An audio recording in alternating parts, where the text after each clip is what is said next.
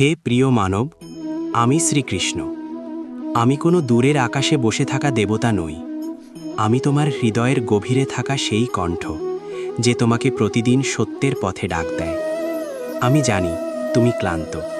জীবনের পথে চলতে গিয়ে তুমি বহুবার হোঁচট খেয়েছ।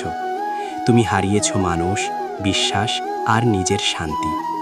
অনেক রাত তুমি প্রশ্ন করেছ, আমি কি সত্যিই ঠিক পথে আছি? মনে রেখো, যে মানুষ প্রশ্ন করে সে এখনও জীবিত, আর যে মানুষ নিজের ভুল বুঝতে পারে সে এগিয়ে যাওয়ার শক্তি রাখে। জীবন কখনো তোমাকে সব উত্তর একসাথে দেয় না।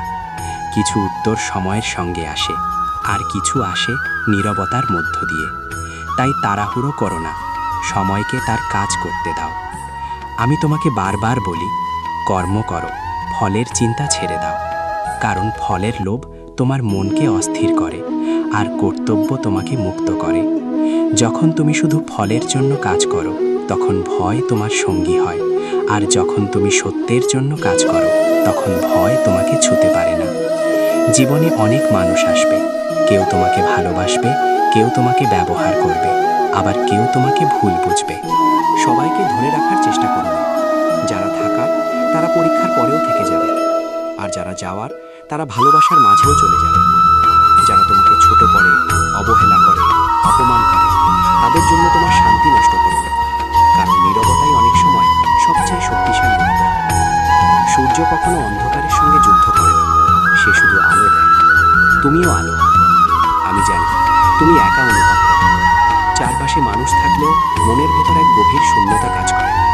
সেই সময় আমার নাম। আমি শব্দে নয়, অনুভবে তোমার পাশে থাকি। ভয়কে শত্রু ভেবো না।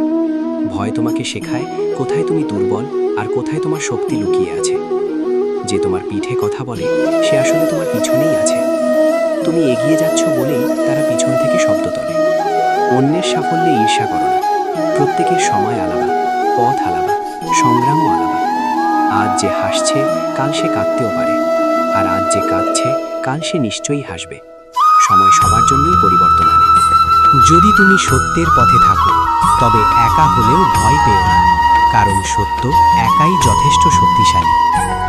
আমি কখনো বলিনি জীবন সহজ হবে। আমি শুধু বলেছি আমি তোমার সঙ্গে থাকব। যখন তুমি ভেঙে পড়ো তখন মনে রেখো, ভাঙা মানুষই সবচেয়ে সুন্দরভাবে গড়ে ওঠে। নিজেকে ছোট ভাবো না। তোমার ভেতরেই অসীম শক্তি রয়েছে। তোমাকে শুধু নিজের উপর বিশ্বাস রাখতে হবে। যা হারিয়ে গেছে তা নিয়ে কাঁদো না। হয়তো সেটাই তোমার জন্য সবচেয়ে ভালো ছিল না। আমি জানি ভালোর জন্যই নিই, আর যা দিই ঠিক সময়েই দিই। ধৈর্য ধরো, কারণ ধৈর্যই সেই সেতু যা আজকের কষ্টকে আগামীর শান্তির সঙ্গে যুক্ত করে। শেষে শুধু এটুকু মনে রেখো, ভালো মানুষ হওয়া কঠিন, কিন্তু অসম্ভব নয়। ভগবান হওয়ার দরকার নেই, মানুষ হওয়াই যথেষ্ট। আমি শ্রীকৃষ্ণ, আমি তোমার সঙ্গেই আছি, আজ, আগামীকাল আর সব সময়। রাধে রাধে।